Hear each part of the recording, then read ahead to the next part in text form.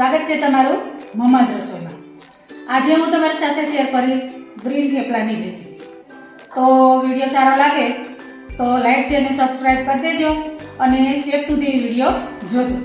તો ચાલો શરૂઆત કરીએ આપણે રેસીપી। તો તેના માટે મેં આ લીલા લસણ અને કઢી પત્તા અને થોડા ધાણાનો પેસ્ટ બનાવી લીધી છે, જેથી કરીને આપણે વણવામાં તકલીફ ના પડે। અને આ મેં લીલા મરચાંની પેસ્ટ બનાવી લીધી છે અને આદુ મરચાંની પેસ્ટ છે, દહીં છે, ત્યાર પછી ધાણા જીરું છે, મલાઈ છે, અજમા છે અને ગરમ મસાલો, હિંગ અને જીરું, હળદર અને ગ્રીન છે એટલે ભાજી મેથીની અને લીલા ધાણા, લોટ અને તેલ ને પાણી। તો ચાલો હવે શરૂઆત કરીએ। તેના માટે આપણે થોડું પેનમાં તેલ લઈ લઈશું। આ પ્રોસેસ આપણે થેપલા બનાવવાના છે અને વણવામાં લાગ ના આવે એટલા માટે, અને આપણે ગ્રીન મસાલા નાખશું તો વણતા બધા નીકળી જાય એટલા માટે આ પ્રોસેસ કરવી જરૂરી છે। નહીતર તો તમે લોટમાં મસાલા મિક્સ કરી દો તો પણ ચાલે છે। તો હવે આપણે જીરું નાખશું, તેલ ગરમ થાય પછી જીરું નાખશું, હજી તેલ ગરમ થયું નથી। હવે આપણું તેલ ગરમ થઈ ગયું છે, તેમાં આપણે જીરું નાખી દઈશું। ત્યાર પછી અજમા નાખશું અને ત્યાર પછી આદુ મરચાંની આદુ અને લસણની પેસ્ટ નાખશું। આદુ લસણની પેસ્ટ પછી આપણે લીલા મરચાંની પેસ્ટ નાખી દઈશું।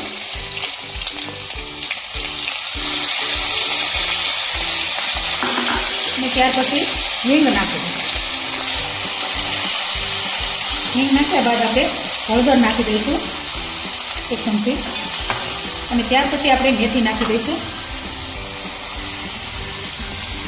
તો આ રીતે આપણે સાંતળીને મસાલો લઈએ ને તો આપણે થેપલા વણતી વખતે આપણે ઈઝી પડે છે, અને આમ ડાયરેક્ટ મસાલો કરીએ તો આપણે વણવામાં આ જે લીલા શાકભાજી છે તે નીકળી જાય છે, એટલે આ થોડા નરમ પડી જાય ને એટલે વણવામાં ઈઝી પડે આપણે।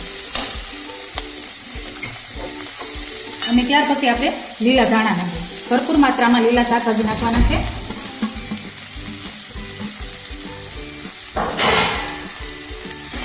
આ રીતે આપણે થોડા થોડા સાંતળી લઈશું। ત્યાર પછી હું જે લસણ અને કઢી પત્તાની પેસ્ટ છે તે નાખી દઈશું। લીલું લસણ છે એટલે બધું ગ્રીન વસ્તુ જ આપણે ઉપયોગ કરવાની। અને ત્યાર પછી આપણે ધાણા જીરું નાખી દઈશું, ગરમ મસાલો નાખી દઈશું, થોડું મીઠું નાખશું, એક ચમચી જેટલું મીઠું નાખી દઈશું। બસ હવે આટલું કરી અને આપણે લોટ મિક્સ કરવાનું છે। બહુ આપણે શાકને તળવા નથી દેવાનું, બસ આ રીતનું આખા ભાંગું થાય ને ત્યાં હવે આપણે ગેસની ફ્લેમ બંધ કરી દઈશું। અને ગેસ બંધ, આપણું શાક પણ ઘણું નરમ પડી ગયું છે। હવે આપણે તેમાં 2 કપ જેટલો લોટ નાખી દઈશું। લગભગ તો આમાં આવી જાય છે, મોટા વાસણની કોઈ જરૂર નહીં પડે, ને આપણી જરૂરિયાત પ્રમાણે લોટ લઈશું। તો આ રીતે હવે આપણે લોટની મસાલામાં મિક્સ કરી દેવાનો છે। અને જો તમને આમાં લીંબુ અને ખાંડ, તમે જો ખાતા હોય ગળ્યા થેપલા તો ખાંડ નાખવાની। અમે ગળ્યા થેપલા નથી ખાતા એટલે હું ખાંડનો ઉપયોગ નથી કરતી તથા લીંબુ પણ નથી નાખતી। અને હવે આમાં આપણે દહીં નાખી દઈશું। આ 1 વાટકો હું દહીં નાખું છું, મોળું નહીં અને ખાટું નહીં એવું દહીં લીધું છે। અને 1 ચમચી મેં મલાઈ લીધી છે, જેથી આપણા થેપલા એકદમ સોફ્ટ બનશે। હવે એને ફરીવાર આપણે મિક્સ કરી લઈશું બધું। હવે આપણે આમાં જરૂર પ્રમાણે પાણી લેતા જઈશું અને મિક્સ કરી અને લોટ આપણે બાંધી લઉં। બહુ કઠણ નથી બાંધવાનો તેમ બહુ ઢીલો નથી બાંધવાનો, એકદમ માપનો લોટ બાંધવાનો છે, એટલે જેમ જરૂર પડશે એમ પાણી ઉમેરવા જાવ।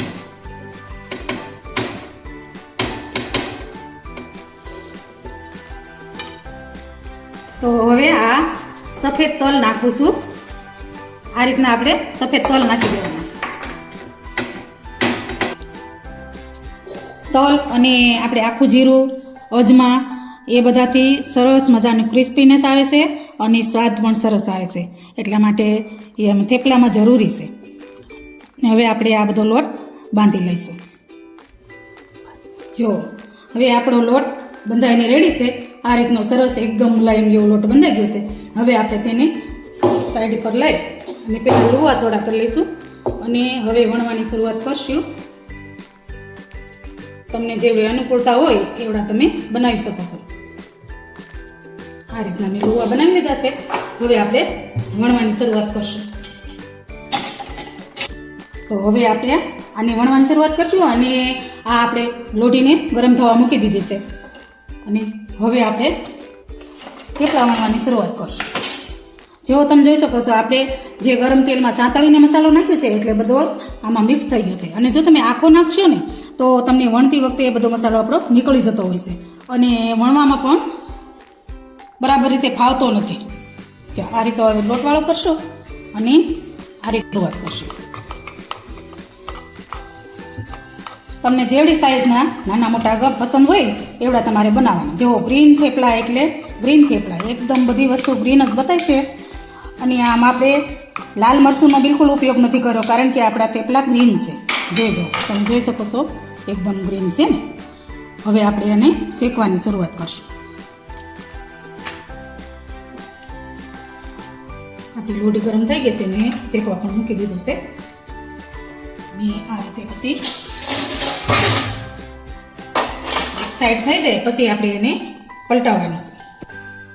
હવે આપણે આને પલટાવી લઈએ. જો તમે જોઈ શકો છો ડિઝાઇન પડી ગઈ છે. હવે આને આપણે નીચેનો ભાગ જ્યારે એકદમ ચડી જાય ડિઝાઇન પડી જાય ત્યાર પછી આપણે એને તેલ લગાવશું. હવે આપણે અને આ રીતે તમને જો ચમચીથી ફાવે તો ચમચીથી પણ તેલ લઈ શકો. તમને બ્રશ ફાવે તો બ્રશ. મને આ રીતનો કાયદો વધારે ફાવે છે એટલે હું આ રીતના શેકીશ. અને આ રીતે આપણે એને શેકી લેવાનું છે બરાબર એકદમ ફૂલી અને કેવા સરસ થાય છે. જો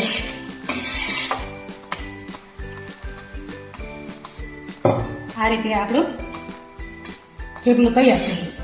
હવે આપણે એને પ્લેટમાં લઈ લઈશું. આ રીતે થેપલું બની ગયું છે. હવે બીજું થેપલું લેવું. જો તમે જોઈ શકો છો આ રીતની આપણે થિકનેસ રાખી છે એની થેપલાની. એકદમ ગ્રીન છે અને આછા છે અને આટલી આપણે થિકનેસ રાખી છે. જો બહુ જાડા નથી રાખ્યા તેમ બહુ પતલા પણ નથી. હવે હું એવી રીતે બધા થેપલા વણીને તૈયાર કરી લઉં. આમ બીજી વાર પલટાવતું જવાનું. એવી ડિઝાઇન પડે એટલે એને પલટાવી લેવાનું અને બીજી સાઈડ પણ ડિઝાઇન પડે એટલે આપણે એને ઉપરથી તેલ ગ્રીસ કરી અને ચેકી લેવાનું.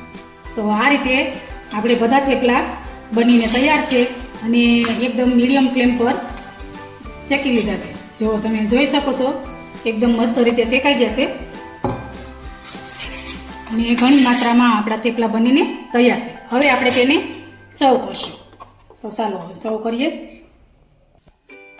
તો હવે આપણે આ રીતે સર્વ કરી લઈશું અને તેની સાઈડમાં દહીં, ગોળ, મેથીયા મરચાંનું અથાણું અને કાંદા અને થેપલા માથે માખણ. તો આ રીતે આપણે થેપલા માથે માખણ મૂકી દઈશું. તો આપણા તૈયાર છે ગ્રીન થેપલા અને સાથે બધું સર્વ કરી લીધું છે. અને આવી રીતે આપણા એકદમ કૂણા અને જો તમે જોઈ શકો છો એકદમ પોચા રૂ જેવા થેપલા બનાશે. જો તમને તોડીને પણ બતાવી દઉં. એકદમ ગ્રીન એટલે ગ્રીન. આપણે લાલ મરચુંનો બિલકુલ ઉપયોગ નથી કર્યો. તો આપણા થેપલા બનીને તૈયાર છે.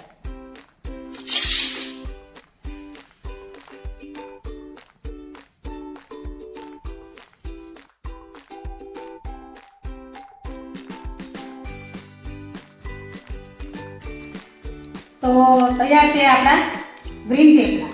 એકદમ પોચા રૂ જેવા અને એક મુલાયમ આપણા થેપલા બનીને તૈયાર છે. તમે લંચ બોક્સમાં કે અથવા કોઈ પણ ફરવાના સ્થળે જાઓ ત્યારે સાથે લઈ જઈ શકો છો. 3-4 દિવસ સુધી આ થેપલાને કંઈ થતું નથી. તો જો રેસીપી સારી લાગે તો લાઈક કરજો, શેર કરજો અને સબસ્ક્રાઈબ કરી દેજો. એકદમ બિલકુલ ફ્રી છે સબસ્ક્રાઈબ કરવાનું, એટલે ભૂલતા નહીં. અને ફરી મળીશું આપણે નવી રેસીપી સાથે. Thank you.